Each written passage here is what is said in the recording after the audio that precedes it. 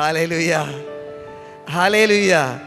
ഇപ്രിയമുള്ളവരെ, നമ്മളൊക്കെ ജീവിതം കൊണ്ട് ഇങ്ങനെ ഈ ഇല്ലായ്മകളുടെ പരാതി പറഞ്ഞ് ശീലിച്ചു എന്നുള്ള സത്യം. പണ്ടേ ഒരു കെട്ടിയോൻ്റെ അടുത്ത് വന്നിട്ട് പറയാ, ചേട്ടാ അത് മഞ്ഞപ്പൊടി തീർന്നിരിക്കുക, പഞ്ചസാര തീർന്നിരിക്കുക, അതുപോലെ തേയിലയില്ല, മുളക് പൊടി ഇല്ല, മസാല ഇല്ല, ഇങ്ങനെ ഇല്ലാത്ത സാധനങ്ങളെ കണക്കെല്ലാം പറഞ്ഞുകൊണ്ടിരിക്കുക. അപ്പോൾ കെട്ടിയോൻ ചോദിച്ചു, നിനക്ക് എന്നും എൻ്റെ മുഖം കണ്ട ഈ ഇല്ല എന്ന് പറയാനുള്ള സമയമാണോ ഉള്ളൂ? ഇവിടെ എന്തെങ്കിലും ഉള്ളത് നിനക്ക് പറയാനുണ്ടോ? അപ്പോൾ കെട്ടിയോൻ പറഞ്ഞു, എന്നാൽ ഉള്ളത് പറയാൻ ചേട്ടാ. ഇവിടെ മുളക് പൊടി ഇല്ലായ്മയുണ്ട്, ഇവിടെ പഞ്ചസാര ഇല്ലായ്മയുണ്ട്, ഇവിടെ ചായപ്പൊടി ഇല്ലായ്മയുണ്ട്. നമുക്കെല്ലാം എപ്പോഴും, ഞാൻ ഉൾപ്പെടെ ആട്ടോ പറഞ്ഞത്, നമുക്കൊക്കെ എപ്പോഴും പരാതികളും പരിഭവങ്ങളുമാണ്. ഹല്ലേലൂയ. ഉള്ളതിനെ കുറിച്ച് ഈ നമ്മുടെ ദൃഷ്ടിയിൽ ഇതൊന്നും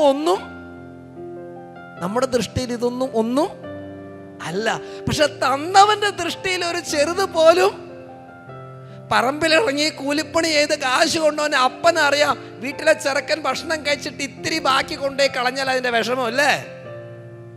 അല്ലേ?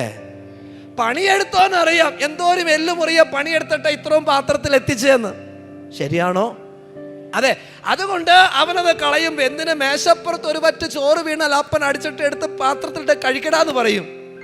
കാരണം പണിയെടുക്കണോന്ന് അറിയാം അതിൻ്റെ മൂല്യം എന്തോരം ഉണ്ടെന്ന്. വെറുതെ ഇരുന്ന് തിന്നണോന്ന് ഇത് വല്ലതും അറിയാമോ? അവൻ എന്ന് പറയും, ഇവിടെ എന്നും വെണ്ടയ്ക്ക കറി ഉള്ളോ? എന്നും ഉണ്ടൊരു സാമ്പാർ. കാസർഗോഡ് നിന്ന് ഒഴിച്ചാൽ തിരുവനന്തപുരത്ത് എത്തും അല്ലേ? ഈ കാസർഗോഡ് നിന്ന് ഒഴിച്ചാൽ തിരുവനന്തപുരത്ത് എത്തുന്ന സാമ്പാർ പാത്രത്തിൽ ഉണ്ടായതിൻ്റെ കഥ അവനറിയില്ലല്ലോ. ഇല്ല. അപ്പോൾ ഇതിന്റെ പുറകിലെ അധ്വാനം ആരാണോ ഇത് ക്രമീകരിച്ചിരിക്കുന്നത്, അയാൾക്ക് ഇതിന്റെ വില അറിയാം. അയാൾക്ക് ഇല്ലെന്നൊരിക്കലും പറയാനായിട്ട് പറ്റില്ല, ഇത് കൊള്ളില്ലെന്ന് പറയാനായിട്ട് പറ്റില്ല. എല്ലാം തന്നത് ദൈവമാണ്. ആ ദൈവത്തിന് ഇത്തിരി ഉള്ളതിനെ കണ്ടിട്ട് ഇല്ല എന്ന് പറയാൻ പറ്റില്ല. ദൈവത്തിന് അത് വലുത് തന്നെയാണ്. ഹല്ലേലൂയ, ഹല്ലേലൂയ. സൗന്ദര്യത്തിന്റെ പേരില്, ആരോഗ്യത്തിന്റെ പേരില്, കായിക ബലത്തിന്റെ പേരില്, സമ്പത്തിന്റെ പേരില്, ജോലിയുടെ, അധികാരത്തിന്റെ, സ്ഥാനമാനങ്ങളുടെ എല്ലാത്തിൻ്റെയും പേരില് ഇല്ല എനിക്കൊന്നും കിട്ടിയിട്ടില്ല, എൻ്റെ ജീവിതം ഇങ്ങനെയായി പോയി എന്ന് പരാതി പറയുമ്പോൾ ദൈവം പറയും, എൻ്റെ പൊന്നു മകളെ നിനക്കുള്ളതൊക്കെ ഞാൻ തന്നതാ. ഒന്നുമില്ലാന്ന് നീ പറയരുത്. എനിക്കറിയാം നിനക്ക് സ്വന്തമായിട്ട് എന്താ ഉള്ളതെന്നറിയാമോ?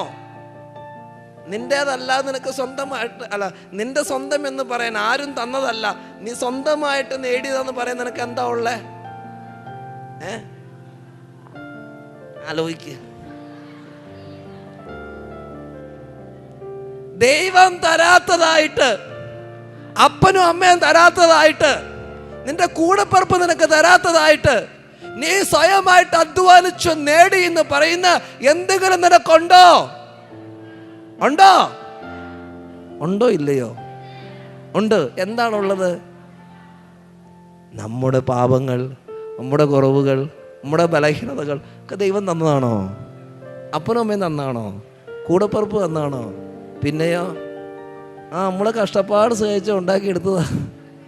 ഇപ്പൊ സ്വന്തമായിട്ട് നമുക്കുണ്ടെന്ന് പറഞ്ഞത് നമ്മൾ നേടിയെടുത്ത പാപങ്ങളും ദുശീലങ്ങളും തഴക്കദോഷങ്ങളും ഒക്കെ ഉള്ളൂ.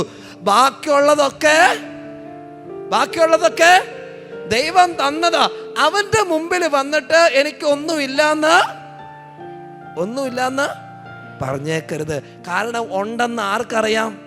തന്നവൻ അറിയാം. ഒന്ന് കരമടിച്ച് ദൈവത്തിന് നന്ദി പറഞ്ഞോ. Hallelujah, hallelujah. അവൻ തന്നതുമായിട്ട് അവന്റെ മുമ്പിലേക്ക് വരുമ്പോ, ദൈവമേ എൻ്റെ കയ്യിൽ ഇത്രയേ ഉള്ളൂ. ദൈവം പറയാ, അത് മതിയിടാ, ബാക്കി ഞാൻ കൂട്ടിച്ചേർത്തോളാം. നമ്മളൊരു ബിസിനസ് തുടങ്ങാൻ പോവാ, ചേട്ടാ 10 ലക്ഷം രൂപ ഞാൻ ഇട്ടോളാം. ഒന്നുമില്ല കേട്ടോ, ഒന്നുമില്ല. 10 ലക്ഷമൊക്കെയാണ് ഞാൻ എവിടെ നിന്നേനെ. എങ്കിലും ഉദാഹരണം, 10 ലക്ഷം രൂപ ഞാനിടാം. ചേട്ടന് എങ്ങനെയെങ്കിലും ഒരു 10-30,000 രൂപ ഉണ്ടാക്കാൻ പറ്റുമോ? നമുക്ക് ബിസിനസ് തുടങ്ങാം. അപ്പൊ ചേട്ടൻ പറയും, എൻ്റെ പൊന്നച്ചാ 30,000 രൂപ എൻ്റെ കയ്യിലുള്ളൂ, ഇതുകൊണ്ട് എന്നാന്ന് കാണിക്കാനാ? അച്ഛൻ പോയിട്ട് വേറെ വല്ല പരിപാടിയും തുടങ്ങുക. അപ്പൊ ഞാൻ ചോദിക്കട്ടെ, ചേട്ടൻ്റെ 30,000 ഉണ്ട്, ഞാൻ 30,000 കൊണ്ട് അത് മതി. ബാക്കി 10 ലക്ഷം ഞാൻ ഇട്ടോളെ, എൻ്റെ കൂടെ ചേട്ടനൊന്ന് നിന്നാ മതി. ചേട്ടന് ഈ ബിസിനസ്സിൽ പങ്കാളിയായി. അപ്പം നമ്മൾ പറഞ്ഞേ, നീ 30 ഇട്ടായി, 10 ലക്ഷം ഞാൻ ഉണ്ടാട്ടെ, എന്നിട്ട് ഞാൻ ബിസിനസ്സിന് വരാം. നടക്കുവോ? ഇല്ല. അപ്പൊ ദൈവം ചോദിക്കണ ഇത്രേ ഉള്ളൂ, മകനെ മകളെ നിന്റെ കയ്യിൽ എന്താ ഉണ്ട്? ഇത്തിരി ഉള്ളൂ എന്ന് പറയില്ലേ, ഇത്രയും ഉണ്ടല്ലോ. ഹല്ലേലൂയ. നീ രോഗിയാന്നും പറഞ്ഞുകൊണ്ടിരിക്കല്ലേ, ഈ രോഗത്തിന്റെ ഇടയിൽ എനിക്ക് ഇവിടം വരെ വന്നിരിക്കാനുള്ള ആരോഗ്യം ഉണ്ടല്ലോ. നീ കടബാധ്യതയാന്ന് പറയല്ലേ, കടബാധ്യതയുടെ ഇടയിലും എനിക്ക് ഇത്രയൊക്കെ പിടിച്ചു നിൽക്കാൻ പറ്റണുണ്ടല്ലോ. എന്റെ വീട്ടിൽ പ്രശ്നമാണെന്ന് പറയണ്ട, പ്രശ്നമാണേലും എന്റെ വീട് ഇപ്പോഴും നിലനിൽക്കണുണ്ടല്ലോ. ഹല്ലേലൂയ. ഉള്ളതിനെ കുറിച്ച് ചിന്തിക്കാൻ പ്രിയമുള്ളവരെ. എന്നിട്ട് ഉള്ളതും കൊണ്ട് തമ്പുരാന്റെ അടുത്ത്, തമ്പുരാനെ അതെ ഇതാ എന്റെ കയ്യിലുള്ളത്, ഇതിലേക്ക് നീ ഒന്ന് കൈവച്ചാ മതി. Hallelujah, hallelujah. അവൻ കൈവച്ചാൽ 5 അപ്പം 5000 മാറും. ഹല്ലേലൂയ. വെറുതെ വെൺകൽഭരണിയിലെ ശുദ്ധീകരണത്തിന്റെ കൽഭരണിയിലെ വെള്ളം, ആ വെള്ളത്തെ പോലും അവനൊന്ന് കൽപ്പിച്ചപ്പോൾ അത് വീഞ്ഞായിട്ട് മാറി. അതെങ്കിലും നിന്റെ കയ്യിലുണ്ടോ? ഉണ്ടെങ്കിൽ ഉള്ളത് കൊണ്ട് വാ.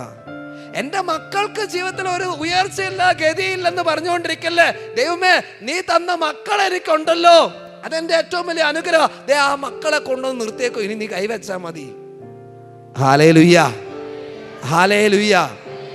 അപ്പൊ ഈ ചോദ്യം ഇന്ന് ദൈവം നമ്മളോട് ചോദിക്കുക, മകനെ മകളെ നിന്റെ കയ്യിൽ എന്ത് ഉണ്ട്? ഈ ഉള്ളത് കൊണ്ട് നമ്മളാരും തൃപ്തരല്ല പ്രിയമുള്ളവരെ. അതുകൊണ്ടാണ് ഇല്ല എന്ന് നമ്മൾ പറയണത്.